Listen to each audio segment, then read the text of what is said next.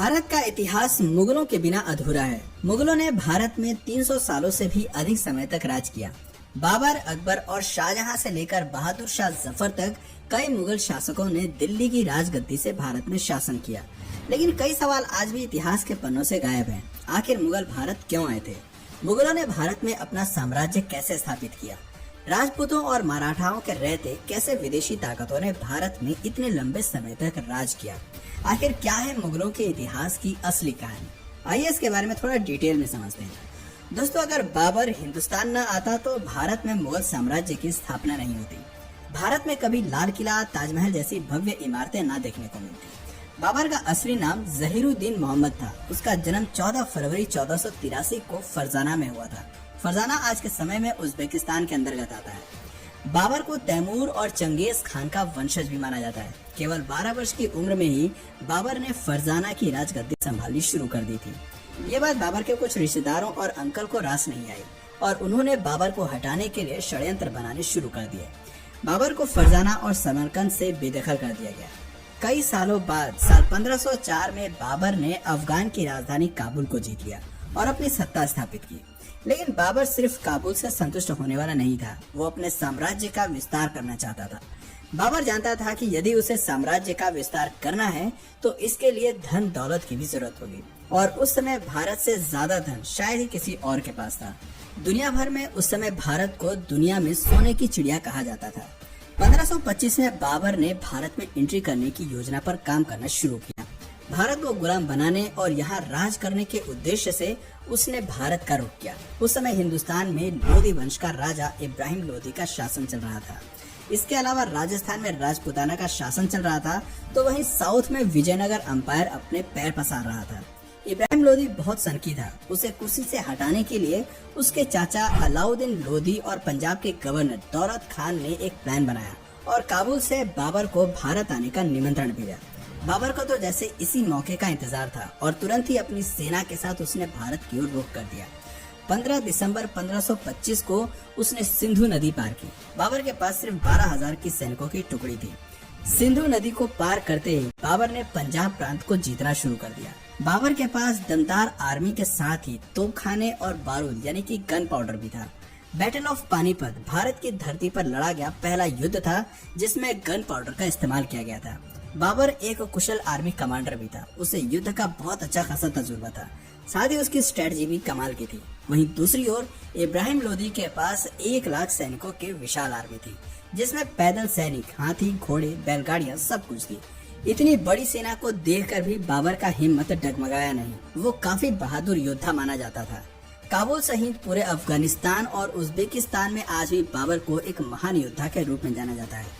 कई जगह उसके पुतले भी लगे हैं। वहाँ के लोगों को बताया जाता है कि बहुत कम सेना के साथ बाबर ने भारत पर फतह हासिल की थी। पानीपत दिल्ली से करीब 60 किलोमीटर की दूरी पर स्थित है और वर्तमान समय में हरियाणा का एक जिला है।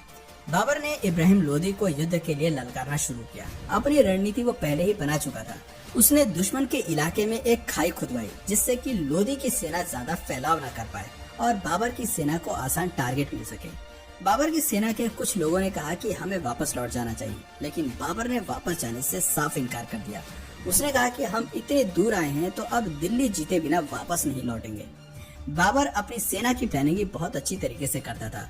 सबसे आगे स्काउट्स खड़े होते थे जो दुश्मन सेना की खबर बाबर तक पहुंचाते थे।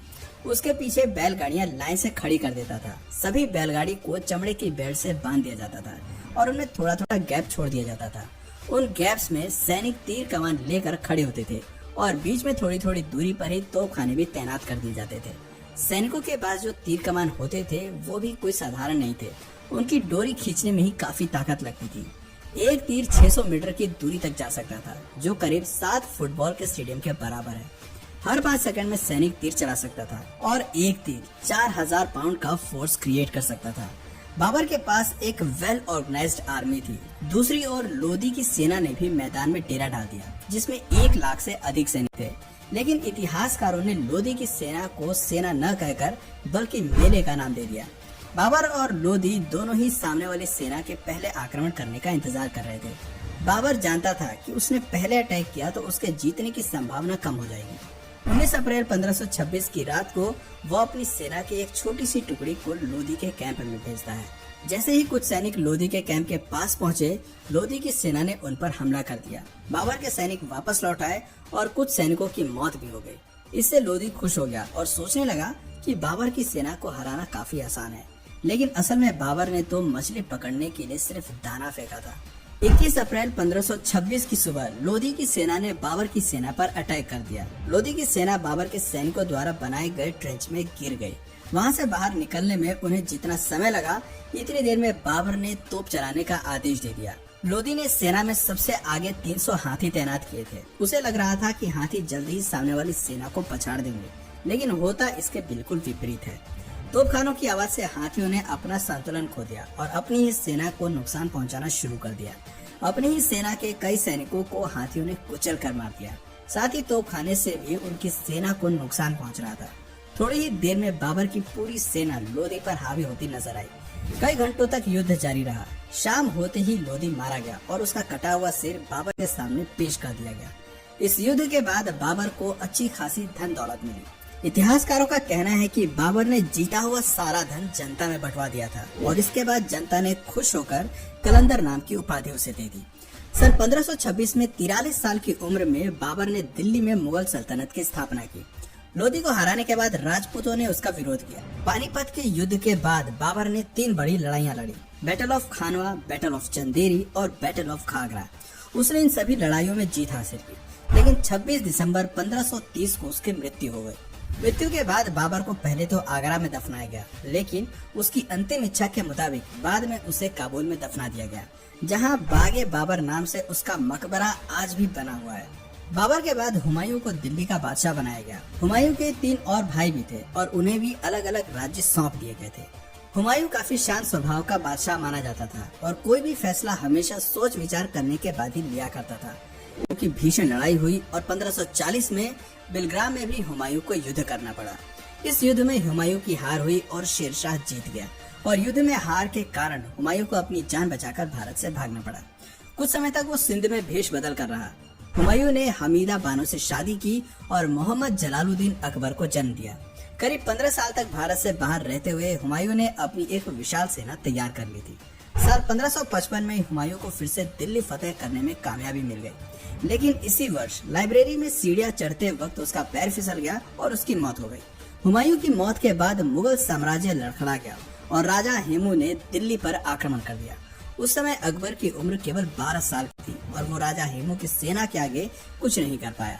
लेकिन मुगलों के पास एक वफादार सेनापति था जिसका नाम बैरम खान था। बैरम खान ने एक सेना तैयार की, अकबर को युद्ध कौशल की जानकारी दी और 1556 में पानीपत की दूसरी लड़ाई में राजा हेमू को हरा दिया।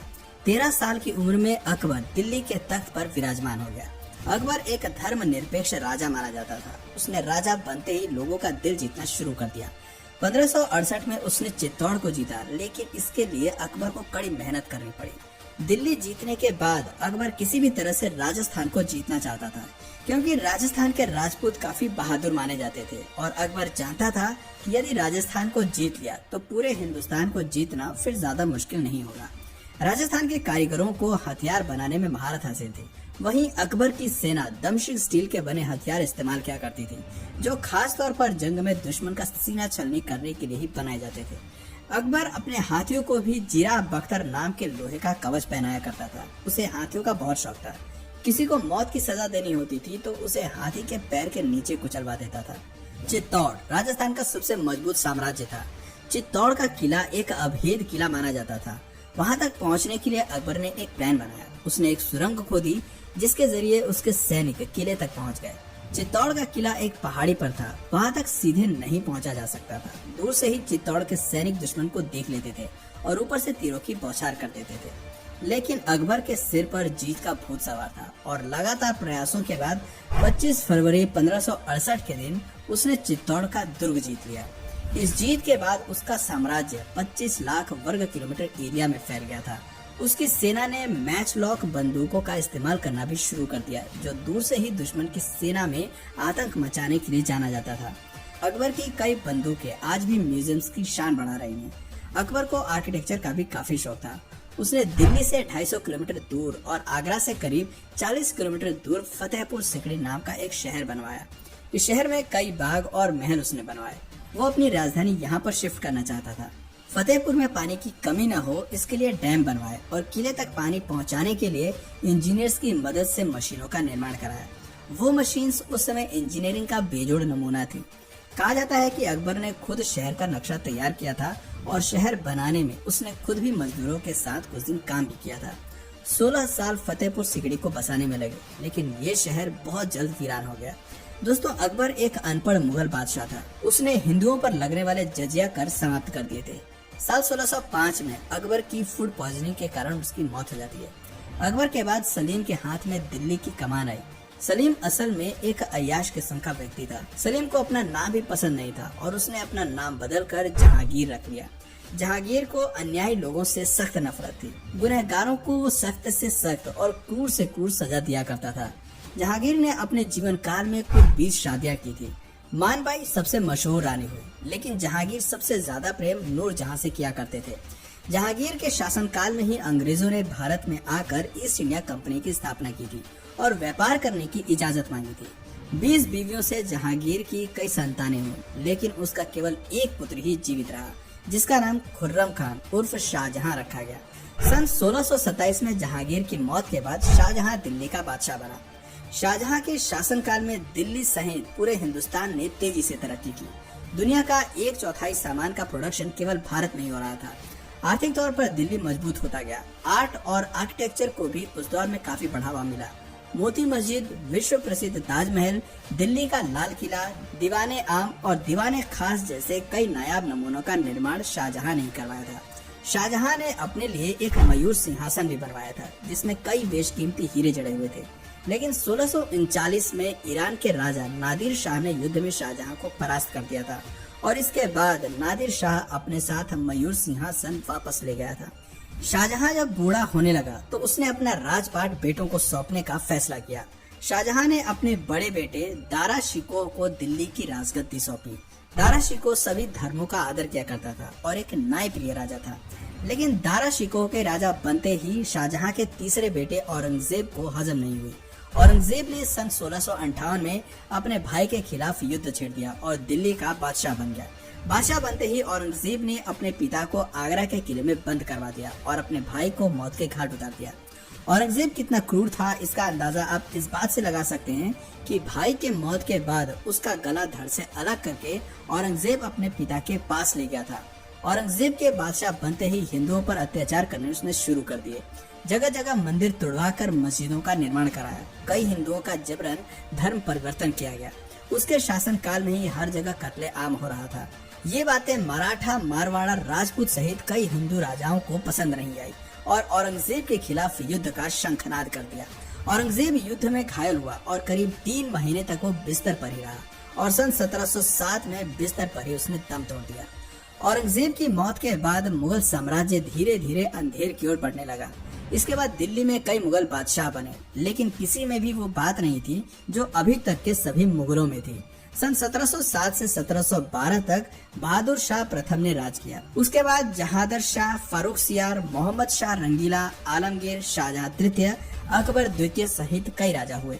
किसी ने भी बहुत अधिक समय तक राज नहीं किया और बहुत कम समय में ही दिल्ली के बादशाह बदलते रहे। वहीं दूसरी ओर अंग्रेज लगातार मजबूत हो रहे थे और कई राज्यों में मुगलों के शासन का अंत हो चुका था। मुगलों के अंतिम शासक बहादुर शाह जफर द्वितीय हुए, जिनकी मौत सन 1862 में म्यांमार में हुई थी। लेकिन बहादुर शाह जफर की मौत से पहले ही मुगल साम्राज्य का अंत हो गया था। सन 1857 मुगल साम्राज्य का दिल्ली में अंतिम समय माना जाता है। तो दोस्तों, ये थी भारत में मुगलों के इतिहास की असली कहानी। दोस्तों, अगर इसी तरह के और भी इंटरेस्टिंग टॉपिक्स आपको पसंद है तो नीचे कमेंट सेक्शन में पार्ट 2 जरूर लिखिएगा। और अगर इस वीडियो से आपको कुछ नया जानने या सीखने को मिला या फिर इंटरेस्टिंग लगा तो प्लीज इस वीडियो को एक लाइक करके अपने फ्रेंड्स और फैमिली में से जरूर शेयर करें। और यदि आप इस चैनल पर नए हैं तो प्लीज इस चैनल को सब्सक्राइब करके बेल नोटिफिकेशन आइकन को ऑन कर लीजिए, ताकि हमारे आने वाले वीडियोस आप मिस ना करें। मिलते हैं फिर किसी वीडियो में नए टॉपिक के साथ, तब तक के लिए नमस्कार।